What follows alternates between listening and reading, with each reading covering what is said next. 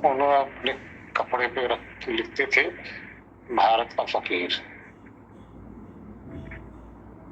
उसमें सेतिया भी बना कर रखते थे, 786 भी बना कर रखते थे, ओम भी बना कर रखते थे, ओंकार भी बना कर रखते थे।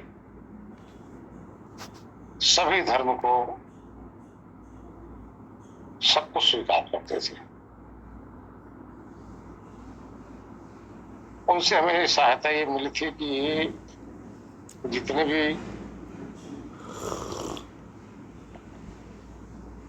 ज्ञान के स्थान पर किसी पंथ में लगाते हैं उनसे बचना है। उससे अच्छा हमें मिल गया था, अच्छा मिला था। कहने को अब तो सब काफी जगह जाते रहे हैं, और एक नागलोई में थे, उनसे भी हमें बहुत अच्छी सलाह मिली थी। उनसे हमें सारे भ्रम इधर उधर के हट गए थे। इधर उधर जो भटकन थी ना, संशय हट गया था। राम सुखदास जी थे, उनके पास जाता ही था, लेकिन राम सुखदास को हम न तो बहुत ज्ञानी कोटि में 33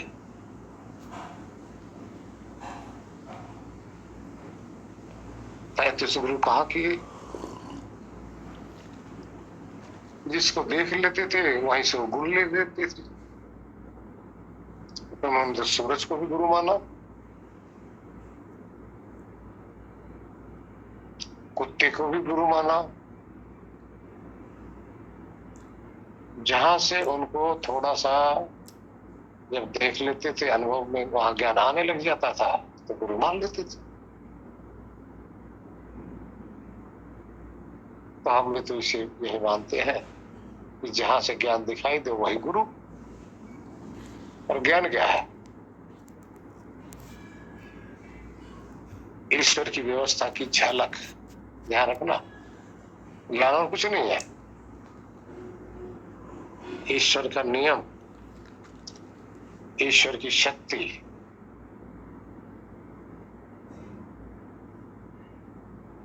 जहां आपको अनुभव आए वहीं गुरु बैठा है। और एक ध्यान रखो, गुरु तो सिर्फ एक ही है मेरे भाई, एक के सिवा दूसरा नहीं है। कैसा गुरु? जो सदा से था, आज प्रेजेंट है, सदा रहेगा। जिस गुरु का संग न छूटे वही सतगुरु होता है। बाकी जो देहधारी गुरु है ये तो उस सतगुरु की व्याख्या करते हैं। और क्या करते हैं? लेकिन वो सतगुरु व्याख्या नहीं करता। ध्यान रखना, ईश्वर व्याख्या नहीं करता। ईश्वर तो साक्षात अनुभव में आता है। ऐसे गुरु को धारण कर लो, सारे गुरु अपने आप, सारे गुरु का ज्ञान सब समाहित हो जाएगा। आदि गुरु वही है, अनादि गुरु वही रहेंगे।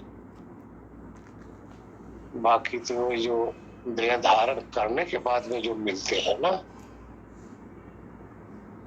तो देह गुरु हो गए। जो पहले अनाड़ी और बाद में ज्ञानी, सब क्या कहोगे? जो अज्ञानी था ही नहीं, सदा ज्ञानी ही रहा हो, तो वो शाश्वत गुरु आपका हमारा है।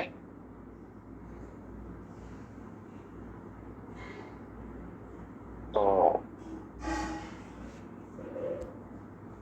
इसलिए ईश्वर को अपना सर्वोपर मानो। अब देखिए, अहंकार हमारा टूटा, आप बैठ जाओ कहीं एकांत में। जब कोई भी हमें गम सताता है, कोई भी कष्ट होता है, जब हर तरह से हम हताश, उदास, लाचार, असहाय हो जाते हैं, तो अकेले में जब आप रहेंगे तो अनायास ही आपके मुख से शब्द निकल जाएंगे, हे प्रभु, हे भगवान, हे राम, हे कृष्ण, हे मेरे नाथ, हे दाता। क्योंकि जितने गुरु है ना, ये कष्ट हरण नहीं कर सकते।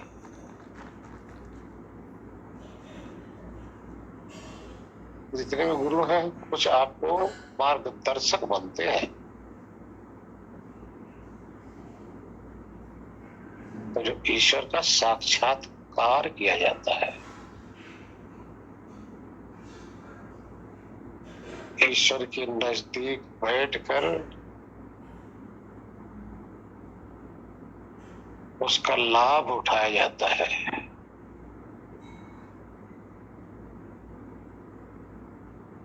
साधना है क्या? योग है क्या? ध्यान है क्या?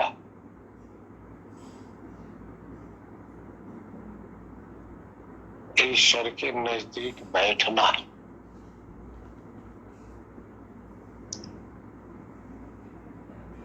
अब कहा यही कहोगे ईश्वर के नजदीक अगर सर्वत्र है तो नजदीक तो बैठे ही है, ये भी सच है। बैठे तो ईश्वर के नजदीक ही, सानिध्य में ही, अंदर बाहर वो होता है, लेकिन वो है ना आपके पास, परमात्मा है आपके पास, लेकिन आप होते हुए भी और कहीं बह रहे हो। और जहां भाव आत्मा का होता है उसी का अनुभव होता है।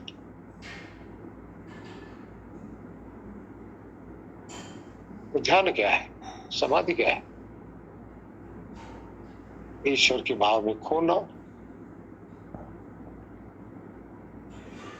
और यही समाधि का परिणाम है।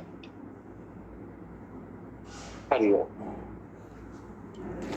गुरुजी, आज एक सत्संगी से हम मिले थे, तो उन्होंने ना मेरे से प्रश्न पूछा कि हमने मुक्ति की बात बताई उनको, कि तो उन्होंने बोला कि आप ये बताओ कि मुक्ति के अंदर आत्माएं आपस में बात करती है। मैंने कहा हाँ करती है बात। तो बोला कि वो पहचानती कैसे है उसको, एक दूसरे को। तो मैंने बोला कि आत्मा तो ज्ञान स्वरूप है, और तो वो ज्ञान क्या, बोला कि फिर पहचानेगी कैसे उसको। तो गुरुजी पहले तो हमको कुछ जवाब देते हमसे बना नहीं। तो हमने बोला कि वो ईश्वर के द्वारा दी हुई होती है, उसको बुद्धि मन आदि उस समय मुक्ति में तो ईश्वर के ज्ञान से वो पहचानेंगे। तो उन्होंने बोला नहीं, इसका मतलब आपको पूरा ज्ञान ही नहीं है। वो आत्मा जो होती है वो उसका भी एक निराकार का मतलब होता है कि उसका एक रूप होता है, जैसे व्रत होता है ना, व्रत खाली है तो वो होता है। मैंने कहा ये तो मैंने कहीं नहीं सुना, मैं गुरुजी से पूछूंगी। तो गुरुजी बहुत संशय चल रहा था मेरे अंदर। तो गुरुजी आप ये बताओ, ये निराकार का ये वाला कोई है क्या मतलब, कि कोई उसका जैसे आकृति तो होती है पर वो अंदर कुछ नहीं होता, जैसे व्रत होता है खाली। तो उन्होंने बोला इसका मतलब तो ये होना चाहिए। गुरुजी ये संशय दूर करो प्लीज। खाली कुछ नहीं होता। आत्मा एक तत्व है, एक पदार्थ है। ऐसा नहीं कि आत्मा खाली है। निराकार का अर्थ है ठोस स्वरूप, अति सूक्ष्म, इतना सोच अति सूक्ष्मांतर है, फिर भी है। अब देखिए, हम आप जितने भी इसमें सुन रहे हैं, समझ रहे हैं, ये किसका गुण है समझने का? किसका धर्म है? वो सत्ता हो तभी तो आपको समझ में आ रही है। अब रही बात मुक्ति की, देखिए मुक्ति में पहचान से कोई लेना देना नहीं है, ध्यान रखना। अब यहां आपके पास बुद्धि अगर हट जाए तो पहचानोगे किसी को? जहां पहचान वहां बुद्धि, वहां पहचान से तात्पर्य नहीं है, वहां व्यवहार से तात्पर्य है। वहां इस तरह से नहीं कि हम मिले तो फला रूप उसका है, फला रूप उसका है, फला रूप उसका है, फला रूप उसका है, नहीं, ये तो है ही नहीं। आत्मा का तो कोई इस तरह से है तो एक ही जैसा है। जैसे यहां भाव के आधार पर एक दूसरे की पहचान हम कर रहे हैं कि नहीं? भाव के आधार पर ही हमारे अंदर से सबके अंदर शब्द निकल रहे हैं, और भाव को समझ कौन ले रहा है? ध्यान रहे, वहां शब्द नहीं निकलता। देखिए, इसी स्वरूप को दिखाने की हमारी अभिलाषा है, इसी स्वरूप को। वहां आप कहो कि पूरा मेला लगा है, ऐसा नहीं है, ऐसा नहीं है। वेदों में तो ऐसा बताया गया है कि जब पुत्र की कामना होती है तो पुत्र ही पुत्र प्रकट हो जाते हैं। धन की कामना होती तो धन ही धन, जिस चीज की कामना होती वही कामना से ही प्रकट हो जाता है। चाहिए। लेकिन ध्यान रहे, फिर यहां वेद अलर्ट भी कर दिया। अब ये मत समझ लेना कि वहां स्त्री की, पुरुष की, शिव की, गंधर्व की इसकी कामना होगी, नहीं। वेद ने, आदमी ने सावधान भी कर दिया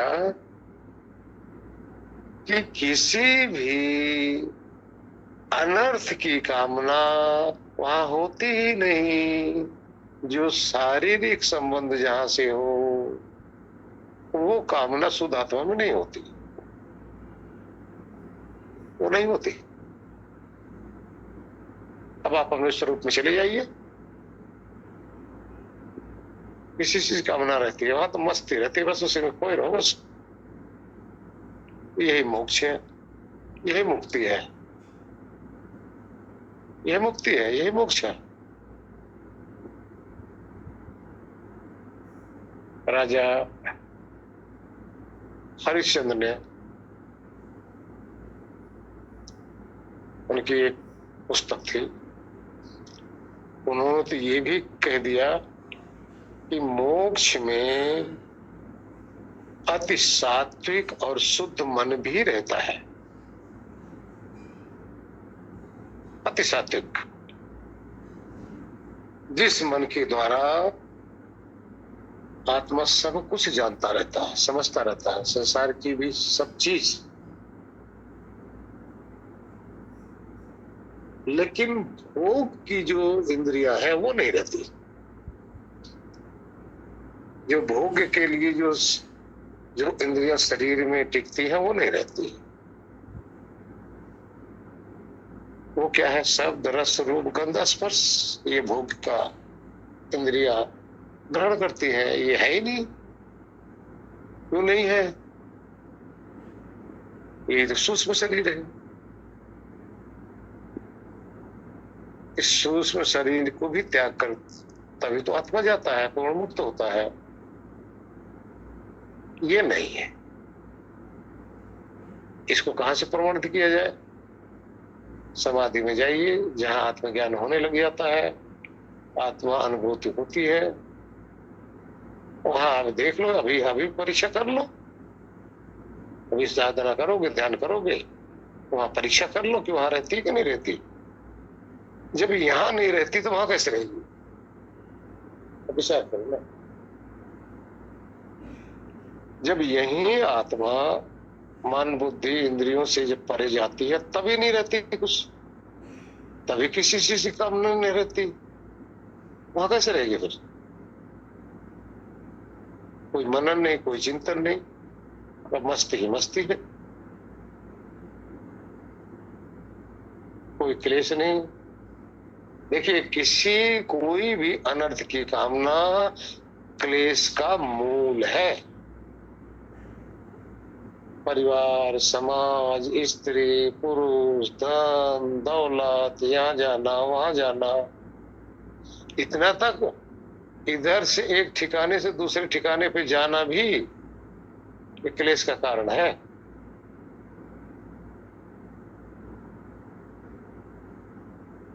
जब समाधि में आप जाओगे,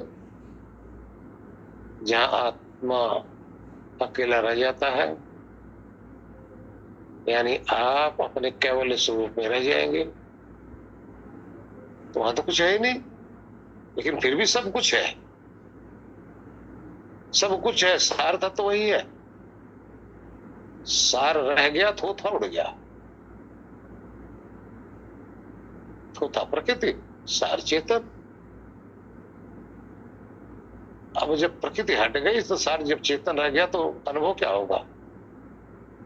वही अनुभव का दूसरा होगा। दूसरा अनुभव हो रहा है, इसका मतलब कोई स्वरूप में आया ही नहीं। इसलिए डायरेक्ट जाइए, रोज अनुभव करो। वहां भाई ऐसी बात नहीं बनेगी। आप लोग अगर चाहोगे सुन को आपको ज्ञान आए, नहीं, स्वरूप में जाके ग्रहण करो, पकड़ो ना, अनुभव करो, यही आपको परिपक्व करेगा। समस्त ज्ञान से निपुण तब आप होंगे जब अंदर आप बैठेंगे और वहां अनुभव होगा, वहां और किसी को नहीं होगा। आप अनुभव सिद्ध स्वरूप हैं। आप बैठिए, कभी किसी की बातों पर यकीन मत करो, अंधविश्वासी मत बनिए। जो प्रमाणित हो उसी को स्वीकार करो, नहीं भ्रम में पड़ जाओगे। भ्रमित मत होइए। और जो प्रमाणित न हो वही कल्पना, वही अज्ञान है। और जो ज्ञान प्रमाणित हो जाए, अर्थात उसका प्रूफ हो, प्रूफ क्या, आपके को एहसास होने लग जाए। ऐसा नहीं कि आपने कल्पना कर लिया भूत है, डरने लग जाओ। कितने भूत से डर के मरने लग जाते हैं। कितने किसी की मूर्ति को देखे कांपने लग जाते हैं, तो भगवान है, इसमें फला है, ढेकना है, जो भी है। हम एक मतलब कटाक्ष नहीं कर रहे हैं, इसलिए सोचो समझो। एक बार की कहानी बताया नहीं था आप लोगों को?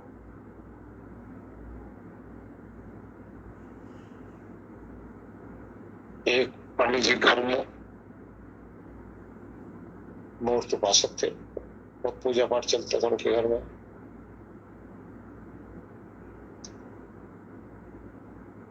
तो बेटे की शादी हुई, एक नई नवेली बहू आ गई। वो ज्ञान मार्गी थी,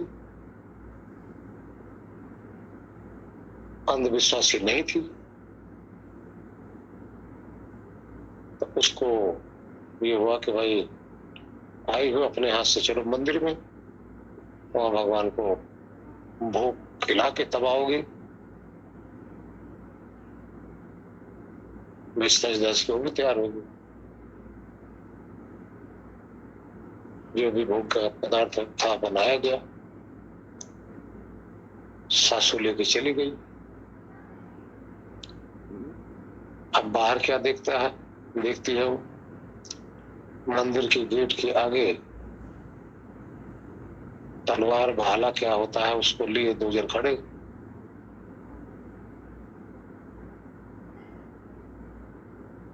तो बहू चिल्लाई, सासू माँ उधर मत जाओ, गेट पे ही टंगे हुए थे। बोले क्या हुआ? बोले देखो दो भाला लिए खड़े हैं, वही मार देंगे। तो सासू माँ कह रहे पागल है, ये पत्थर की बनी है, ये कुछ नहीं करेगी, इनको क्या पता ये कैसे कर सकती है। बोले ठीक है माता जी चलो। आगे गए तो शेर पीतल का बना हुआ बड़ा सा बिठाया हुआ बैठा हुआ। फिर उसके बाद इन बहुत पीछे से चिल्लाई, सासू माँ बच के इधर आ जाओ, उधर मत जाओ। सासू माँ बोली क्या हुआ? बोले शेर बैठा है, खा जाएगा अभी आपको। तो सासू माँ कहे पागल है तुम, बिल्कुल निरा मूर्ख है, कभी तुमने देखा नहीं क्या मैके में? बहुत सर झुकाए फिर आगे चलते। आगे जाकर देख रहे हैं एक मूर्ति है, कई हाथ, जीभ निकली हुई, हाथ में मुंड माला। फिर बहुत चिल्लाई, सासू माँ बच के इधर आओ इधर आओ, अभी खा जाएगी तुम्हें। सासू माँ फिर बोली क्या हुआ? बोले तुम खा जाएंगी। बोले पागल है, मूर्ति है, खाएंगे नहीं, मूर्ति है। बोले ठीक है। आगे गई सासू माँ, किसी मूर्ति के आगे अपना पूजा पाठ करने लगी, दीवा जलाई, अगरबत्ती जलाई, प्रसाद चढ़ाई, खिलाई भी। उसके बाद कह रहे हैं बहुत तू भी अपना भोग लगा दे, वो भी ऐसे करने लगी। अब भोग लगाते हो खड़ी हो गई। मेरे सासू माँ तो खा ही नहीं रही है, मुझे लग रहा नाराज है। अब बहुत जिद में पड़ी, सासू माँ कह रहे चल चल हो गया खा लिए। बोले कहाँ खाए, जस का तस पड़ा हुआ है, जस का तस पड़ा हुआ है। बोले नहीं नहीं बस मूर्ति है ना, अब इसमें हमारी श्रद्धा है, कोई बात नहीं, भगवान का हमने अर्पण कर दिया तो श्रद्धा थी, मूर्ति खाती नहीं, श्रद्धा है।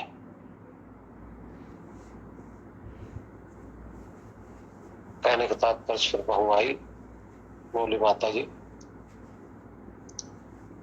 मैं श्रद्धा वहीं रखती हूँ जो हमारी यथार्थ श्रद्धा हो। अयथार्थ श्रद्धा रखने से कल्याण नहीं होता। आप अगर पत्थर के पति बनाकर सारी उम्र उनके साथ रही होती तो क्या आपके पुत्र श्री आगे होते? अगर आप उसमें श्रद्धा रख भी लोगे तो आप अपने आप को धोखा दे रहे हो, सत्य नहीं हो सकता, सत्य नहीं है। श्रद्धा वही रखो जो पदार्थ जैसे है उससे अनुरूप में श्रद्धा रखनी चाहिए, उससे विपरीत श्रद्धा मत रखिए। सासू माँ कह रहे तू चाहती क्या मैं मंदिर में न जाऊं? बोले नहीं, मैं आपको मना नहीं कर सकती, आप जाइए, लेकिन मेरी तो श्रद्धा आप में है, आप ही मेरे भगवान है, आप ही हमारे देव हैं। आपसे श्रद्धा रखूंगी तो आप हमें जवाब देंगे, आपसे हमें लाभ होगा, क्योंकि आप चेतन है। जड़ में श्रद्धा अगर चेतनता का रखोगे तो संभव ही नहीं कि वो लाभ आपको मिल जाएगा। इसलिए चेतन देव ही सर्व पर होता है। और चेतन देव में भी देवाधिदेव महादेव ईश्वर उससे भी उत्तम होते हैं। इसलिए चेतन देव की उपासना करनी चाहिए। उपासना का अर्थ नजदीक बैठकर आसन लगाकर उनकी फीलिंग करते हुए, उनको महसूस करते हुए उसमें निमग्न होना चाहिए। इसी का नाम है उपासना। हाँ, मंदिर में जाना बुरी बात है, अच्छी बात है, जाना चाहिए, सबको जाना चाहिए। मंदिर में भी तो यही होता ना, वहां शांत वातावरण होता है, एकांत होता है, शुद्ध वातावरण होता है, इतना सात्विक वातावरण होता है। देखिए, आप घर में साधना करते हैं, आप मंदिर में जाके घंटा 2 घंटा बैठ के साधना करो, बहुत अच्छी साधना होगी आपकी, बहुत अच्छी निर्द्वंद साधना, क्योंकि वहां का वातावरण बहुत सात्विक होता है। खुशबू आती रहती है फूलों की, पुष्प की, अगरबत्ती की, धूपबत्ती की। आत्मा मन मुग्ध हो जाता है। इस तरह से हमारे हिंदुओं ने अच्छा स्थान बनाया है। दूसरा नंबर, आप आइए, वहां अगर देखते हैं, कहीं भी आप जाइए, किसकी मूर्ति मिलती है? हमेशा मूर्ति वही मिलेगी जो किसी युग के, किसी समय के महापुरुष थे, ज्ञानी पुरुष थे, आध्यात्मिक पुरुष थे, तत्वदर्शी थे, ऋषि मुनि संत महात्मा थे, समाज सुधारक थे, असत्य से हटाकर सत्य की तरफ लाने वाले थे। जितनी भी तस्वीरें आप देखेंगे वही तो है ना, वो उस समय के गुरु थे भाई, उस समय के गुरु भी थे। और जोड़ते कहां से? उसी से जोड़ते थे जहां वो जुड़े होते थे पहले। कहां जुड़े होते थे? आदि सच, जुगादि सच, है भी सच, होशी सच। कहने का तात्पर्य जो सदा था, सदा है, सदा रहेगा, एक ही शक्ति, जिसने भगवान राम को भी जीवन दिया,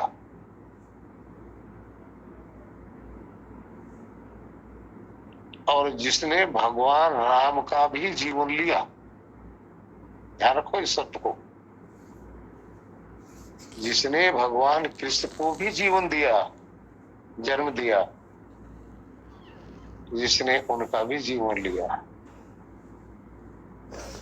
जितने भी देवी देवता हमारे हिंदुओं में हैं, उस समय के बहुत ही ज्ञानी, तत्वदर्शी, आध्यात्मिक पुरुष थे भाई।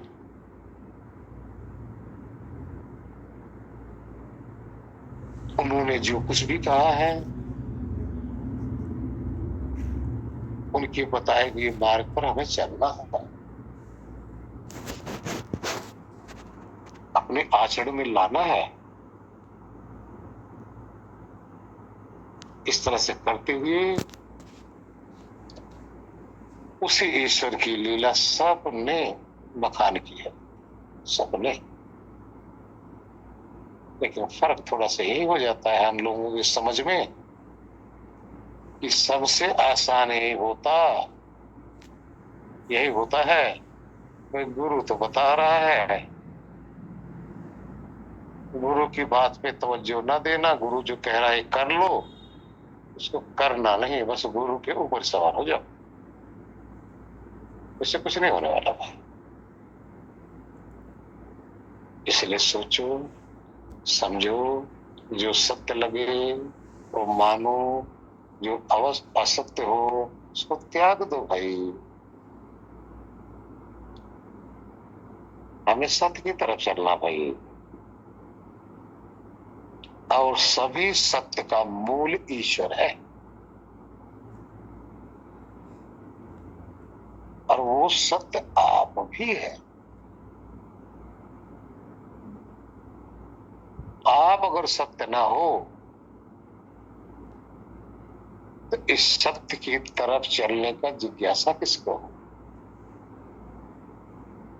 इसलिए सोचो, समझो, अपना कल्याण करो, अपना उद्धार करो, किसी के पीछे मत पड़ो भाई, सब कुछ छोड़ दो। हाँ, गुरु के पास जाओ, शिक्षा लो, शिक्षा लो, ज्ञान लो, और गुरु की आज्ञा का पालन करो। जैसे गुरु ने कहा वो करना है।